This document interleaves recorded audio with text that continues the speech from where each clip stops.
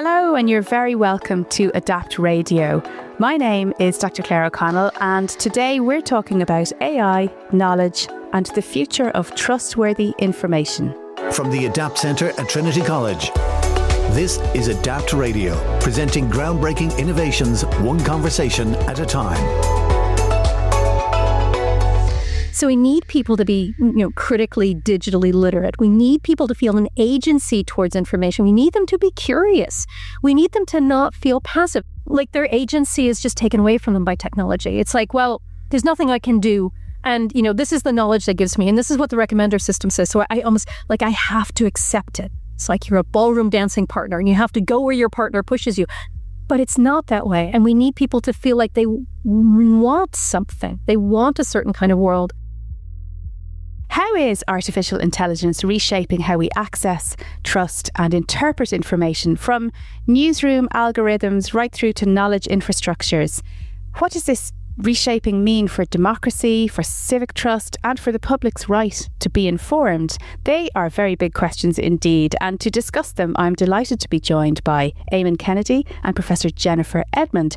Éamonn is the Chief Innovation Officer at News Corp, and Jennifer is Professor in Digital Humanities at Trinity College, Dublin. Éamonn and Jennifer, you are both very welcome to the podcast. Thanks, Claire.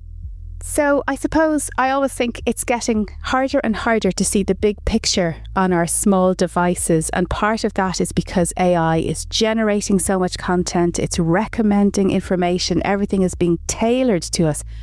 How is that affecting our society? That's a huge question, but I'm very curious to know what you think of it. Hard to know who should take this first. I mean, it's so great to be here with you, Éamonn, and just because we come from such different perspectives onto the same question. So I'm really looking forward to hearing what you say. Okay, so I'll jump in. I'll bite. I think what I think is so interesting. So when I look at these kinds of technologies, I'm sort of looking at the big picture in the long term. And what I find so interesting is I kind of feel like we're going back, not going forward. Because if you think about it, there was a time when your information, your idea of the world would have been very limited. You would have talked to the other people in your village, and occasionally someone would come over the mountain and bring news. The bard would come and he'd sing of the world events. And then gradually over time, we developed these sort of media that allowed us to see further and understand more. Once you get to the era of social media, that starts to break down because there's more information than you can actually absorb and you can't understand anymore. And I think we thought at the time that was really exciting. Once this information started opening up, because it was breaking down the sort of the elitism of being informed. It wasn't just that, the king had all the information. It wasn't just that people who were wealthy and could travel could have this perspective. All of a sudden, that was available to everyone. But as it became more and more, no one could process it. And what we see now is people are going back to wanting that one trusted voice. But the problem is that one trusted voice isn't an individual. Okay, so an individual can be biased and can be looking to build their own power and all of that. And there's all these problems with that. But we're not even looking at an individual. We're not even looking at an information source. We're looking at a statistical model of language that happens to have been trained from a lot of information. So it sometimes comes up with correct answers. It sometimes comes up with plausible answers that are really incorrect. So I think it's really interesting how we seem to have gone backwards because we've gotten to the point where there's more information than we can actually deal with. So we want something that filters it, but the tool we're using to filter it isn't meant for that. What do you think, Éamonn? Did I capture it? What do you think, Éamonn? Well, first of all, thank you again for having me on, and I'm really glad that Jennifer took the first part of that question. I'd love to disagree, but I don't think I can. I mean, as a technologist, I don't know if I'd use the phrase "we're going backwards." That'd be the only kind of thing I'd disagree with. What I agree with everything you're saying there, in terms of from my perspective. It's such an important time for journalism, right? And I think that it adds so much more weight and so much more value to what journalism, what is always at the heart of journalism, right, is that kind of the idea of, and as you were saying, informing your village, right, informing your community, having that trusted voice, being transparent, right? So when you bring information, explaining where you got that information from, displaying it, curating that information for the good of your community, for the good of democracy. And these are all kind of core principles of journalism. And in terms of, are we kind of going backwards or forwards? I think we're starting to define a new era, and that's what I think is really exciting about now, is that there's this kind of talk of the coming wave. Right? I'm sure we've kind of seen that, these large declarations that are being made by the hyperscalers and other such companies. But I really think that journalism and I suppose just society has a hand in basically kind of sculpting what these waves are going to be like if we're smart about it, right? I think we're quite early. I think you are seeing that kind of pushback from the principle of that kind of compounding error rate of hallucinations within AI, and people are starting to come back to those trusted sources. And I think that's on, I suppose, media as a whole. I think that's on society, that's on democracy, that's on governments, to create those trusted sources of information whereby people can really understand the world that's going around them and are informed to, I suppose, empower their own freedom to make decisions. So yeah, I think it is kind of funny. I don't believe that there's an oracle of AI that we'll all of a sudden, bow towards. And I think now is a really, really exciting time for journalism. It's one that I'm incredibly passionate about.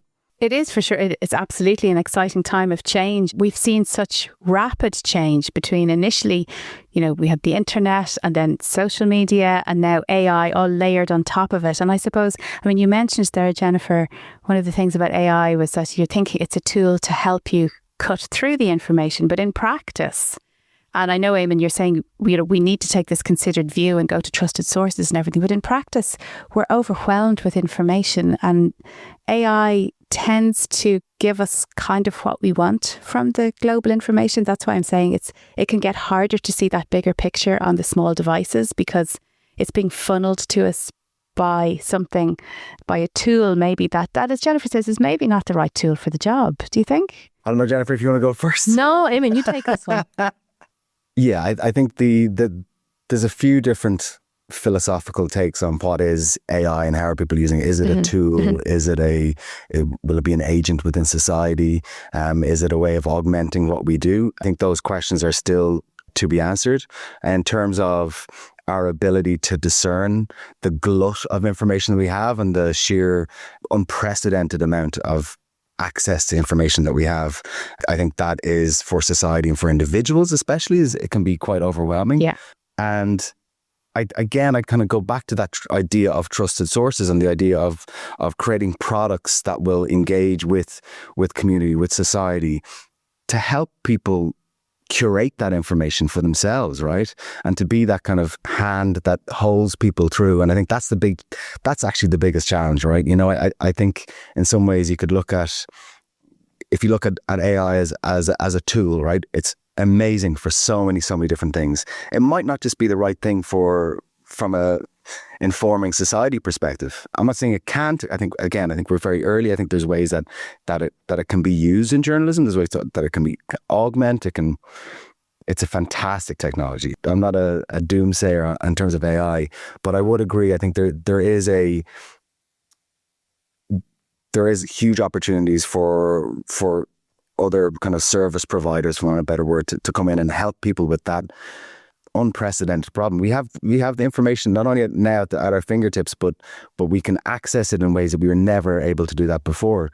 Mm-hmm. So yeah, it's a heavy burden. Yeah. Okay. Jennifer, did you have anything to add to that? Yeah, I think one of the things that I think is really problematic in this space is that, like, we talk about AI like it's one thing. Mm-hmm. And actually, it's kind of no thing. It's a metaphor, really, artificial intelligence. Intelligence is really hard to define. And then you're saying it's artificial. And it really isn't an intelligence. It's an artifice of intelligence. It looks like intelligence. It works some ways a little bit like a human intelligence. So, two different examples, we tend to see a lot of search engines that are now pushing forward an LLM-based search. So it's based on a large language model. So it's based on the statistical. And yes, there's a huge amount of the internet that is behind that. And very often there are credible and indeed sometimes even correct results. But when I think about AI, I also think about things like recommender systems. And that's really, okay, so maybe it doesn't make a difference, what Netflix series you watch next.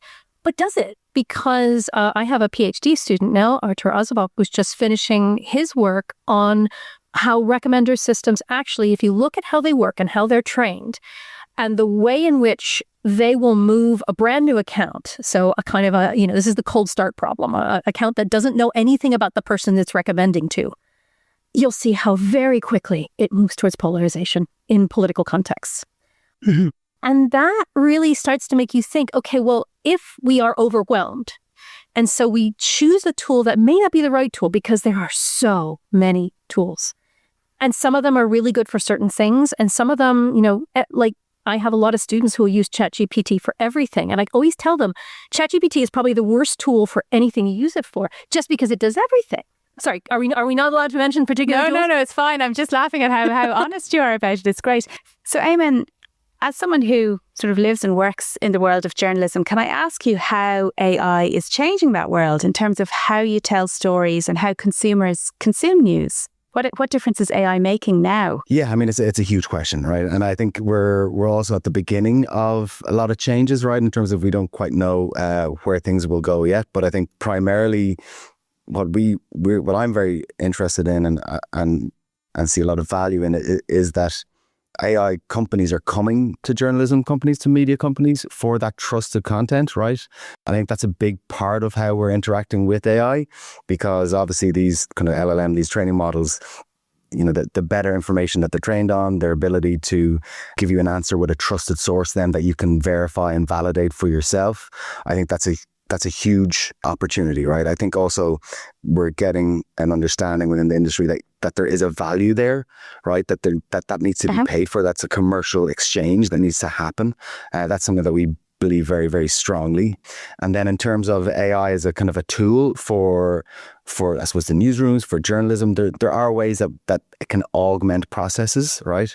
However, I believe that journalism, veracity, verification, communication, how stories are told, how you engage with your communities, that should be a person first, right? There should always be a human involved in that. So I wouldn't believe that we can replace humans with AI from a journalism perspective, but there are lots of ways that it can augment and it can help run the newsrooms. It can help research, create models to tell better stories, but ultimately it should be a tool that you use to help inform your community, your readers, people that are trusting you to get the truth, to understand what's happening in the world around them.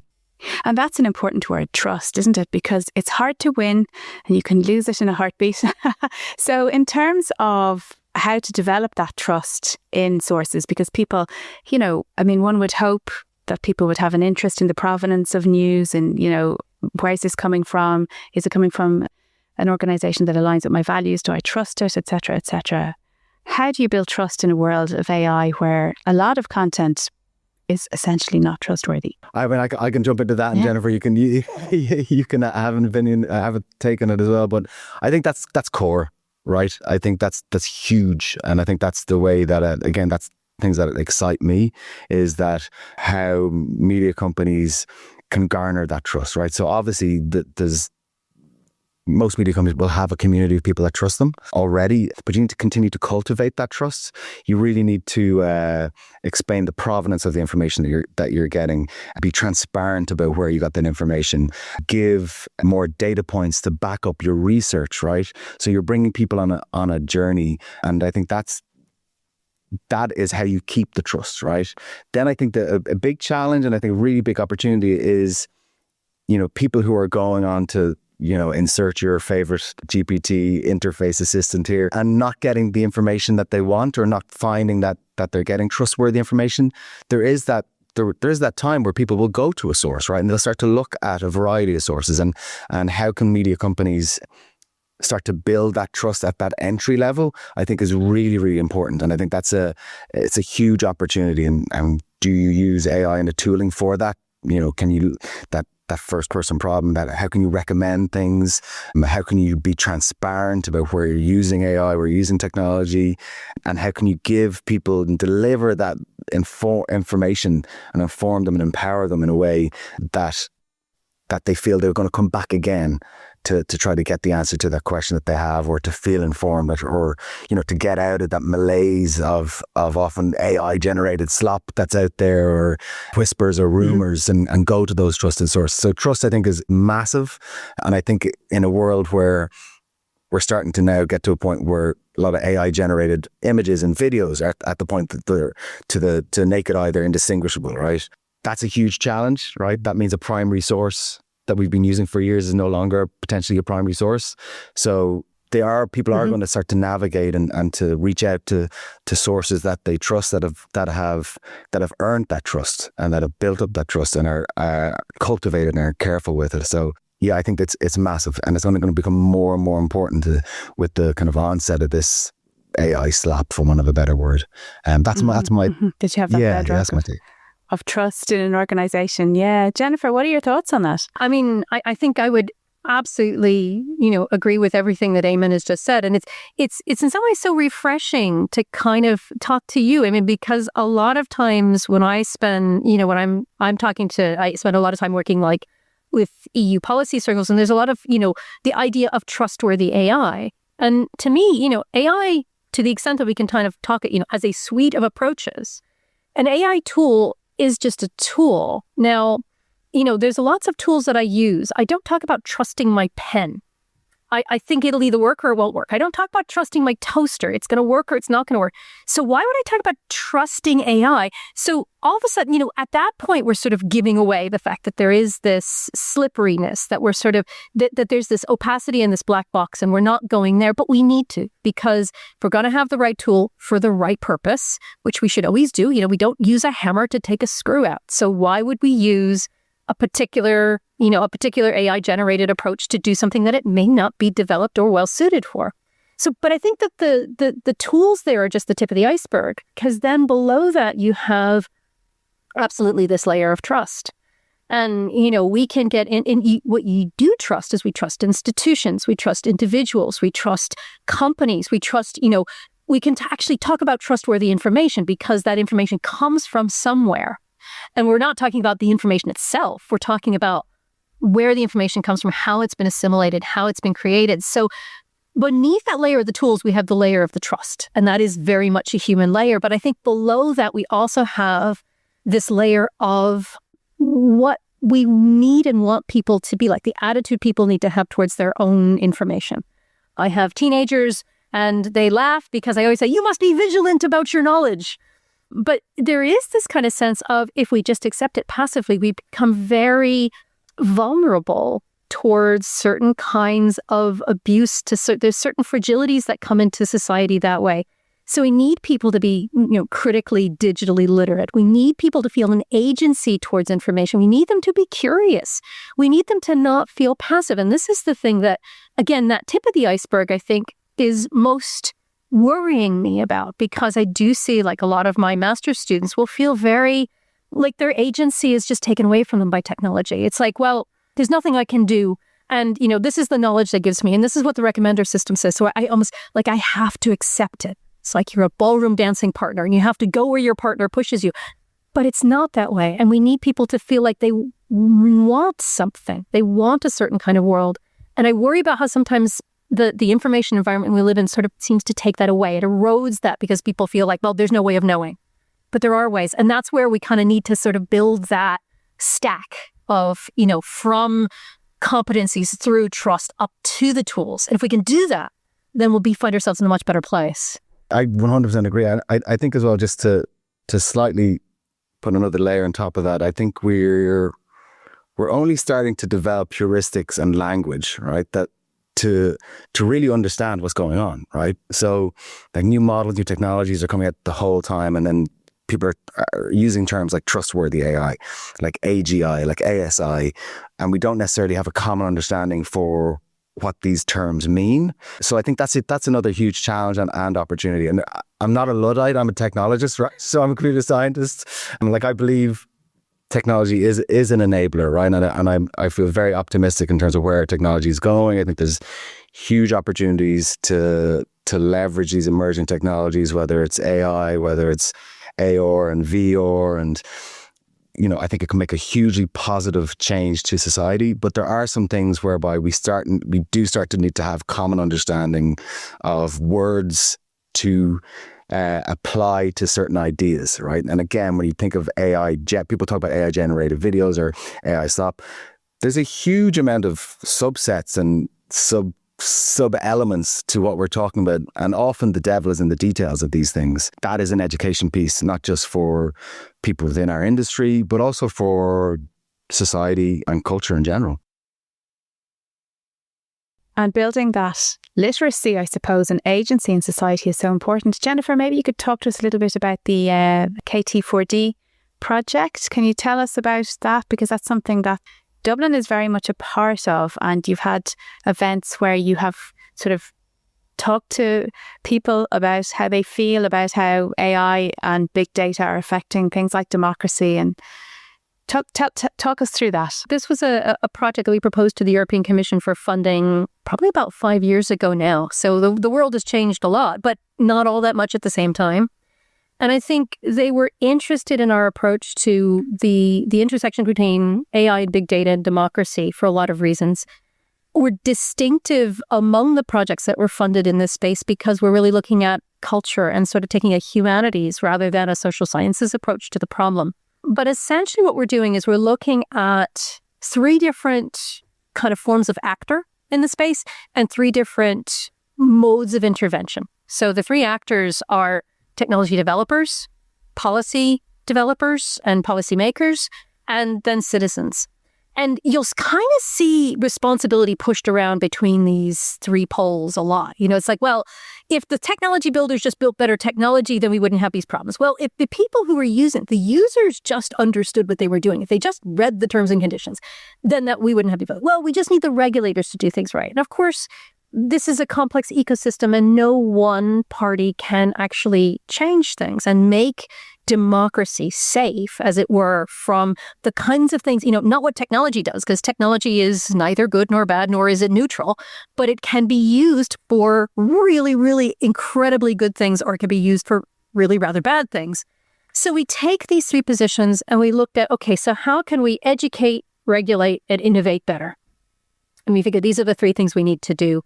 So we've had a number of interactions and, we chose different places to be the locations where we'd look at these. So for instance, obviously Brussels is where we're looking mostly at regulation. And then we have parallel experiences in Warsaw and Madrid where we're looking at that education piece. And it's interesting to see how different Warsaw and Madrid are, because very, very different cultures, different languages, and very, very different attitudes towards technology and towards power and towards authorities and institutions. So that's been hugely interesting. And then Dublin has been the home of our use case looking at technology developers. And we've been looking at this whole question of kind of AI ethics, which is really, it's complicated because you can't just bolt it on at the end. And the technology developers we've talked to have all been really very ethically minded. They want to do the right thing. They don't always think it's their job. They don't always know where in the company that comes from. They don't always, and they do often sometimes, say, well, it's for the regulators or for the users or for someone else to do. But they also don't necessarily have access to the kinds of cultural perspectives that they would need. So that's been, a fascinating journey. And actually, it's interesting. Originally, we thought that for this group, we would build a kind of an ethics toolkit where they'd have checkboxes. And they said, oh, God, no, not more checkboxes. And there's lots of those out there. And people tend not to know them or use them. So what we ended up doing in the end was building an interactive digital narrative, allowing them to explore a fictional case, but based on reality of technology breaking down for a community and saying, okay, well, where do you think that breakdown was? And what aspects of the breakdown can be attributed to the users, to the regulation, to the cultural situation, to the technology design, to the data management. And it's really useful for them to be able to work through that because they love the problem solving aspect of it. And they come away with it with more of an awareness of the way in which culture and technology can come together to either enhance or diminish democracy. You had a very public interaction at the Beta Festival, I think it was, in 2024, where you invited people to come in and sort of learn more about this and give their own opinions. What came out of that? Yeah, so that was our Digital Democracy Lab. That was our broken platform. And I say broken platform, and it sounds negative, but it's actually super positive, because what we did was we took, there's a lot of these platforms out there that are intended to create spaces for democratic debate. And in some cases, they're using AI to filter the debate, and sometimes they're using AI to demonstrate positions. But they have a tendency to, the user puts information in and then they get a position out. And it misses that opportunity for collective sense making. But it also misses that opportunity for critical digital literacy, for understanding what happened to my opinion when I put it in there, who else is here? So the Digital Democracy Lab is, first of all, it's a technology system that is not meant to be used without people. It's meant to be facilitated. It has a whole handbook and set of facilitation guides, and depending on who the audience is, it gets tuned slightly differently. Second thing about it is it has a lot of friction. We always say, we want technology systems to be frictionless. We want technology systems to be full of friction, because we want people to feel those moments when maybe it's moving out of alignment with what they value. And, we value different things at different times. If we're at the grocery store, we may value, a good price on avocados. If we are, with our family, we may value, high quality education for our kids. These things can come into tension, and we don't remember all the time that we have all of these positions. So if we're faced with a certain kind of proposition, we may decide with a certain hat on. So we were constantly bringing people back to the question of, okay, so this is what's happening in this part of the system. What do you think about, these are the profiles. Do you agree with how you've been profiled? Do you agree with the data that has been used for that? This is how the system's been trained. Well, do you agree with that data set? Is it big enough? Is it diverse enough? So we were really, and in Dublin, again, because we're looking at software developers in the Dublin use case, we were able to really take this question of how much friction is good in an AI system? How much transparency do we need? How accurately can we portray the AI metabolism? And, what can we expect of users? Because I think there is a sense that users just don't want to see the details. But if users need to see the details, we need to find ways of making those details comprehensible. So it was great to do that in coordination with Beta Festival, because obviously that made it an event that we could really get people in to understand that this was a space to think and a space to experience, a space to learn about what you want from these platforms, rather than try out a new platform and maybe buy it or maybe not. Brilliant. I suppose, Éamonn, listening to Jennifer talk about that rich piece of research, how important is it for media organisations to be partnering with people who are doing research in this space about AI, trustworthiness, democracy, etc.? Absolutely. I think it's vitally important that, not just media companies, but everyone really is partnering up with researchers, and people should have a sense. I think you mentioned before, Jennifer, that we do have agency in this, right? It's not that aliens have come from outer space and just dropped in a new technology that we all have to use. I think, as I said previously, we need to start really defining what we mean by certain terms, looking at heuristics in terms of what is good or bad. I think it sounds fascinating in terms of what you folks were doing. And I think it's important that we all start to engage a little bit, and also to recognize that we are able to. We're not at a stage where we've been born into a world where AI is controlling everything, right? We're at a very, very early stage, and it's important that we share our learning and even the idea of kind of what does open source look like when it becomes in an AI perspective. How can we facilitate that understanding, you said, and that ability to engage when needed, but not necessarily all the time, right? And I think it's vitally important that we're sharing what we learn, both in terms of within kind of the different industries, but also inherently within academia, and encouraging students to think these big, deep thoughts and to try experiments. And media companies need to experiment as well. And it's vitally important. The future is not yet defined, right?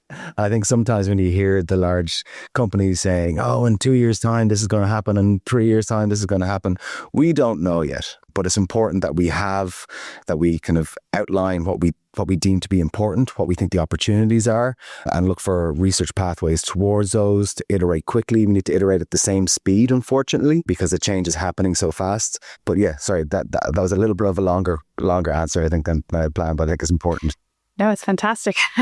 Fantastic. That is just fascinating. And what a perfect way to round off this discussion, which is we've touched on such huge issues here. And huge thanks to Éamonn Kennedy and Professor Jennifer Edmond for joining us today on the podcast. And if you would like to find out more about how ADAPT is working in this area, please do check out www.adaptcentre.ie. For now, though, from me, Claire O'Connell, Slán, and thanks for listening. The ADAPT Radio podcast is brought to you by the ADAPT Centre at Trinity College, Dublin. Find out more about their extensive research work at adaptcentre.ie. Join us next time to hear about more groundbreaking innovations. To get new episodes automatically, just click the follow button on your player right now. The ADAPT Radio podcast is produced by dustpod.io with episodes monthly on Apple, Spotify, and wherever you get your podcasts.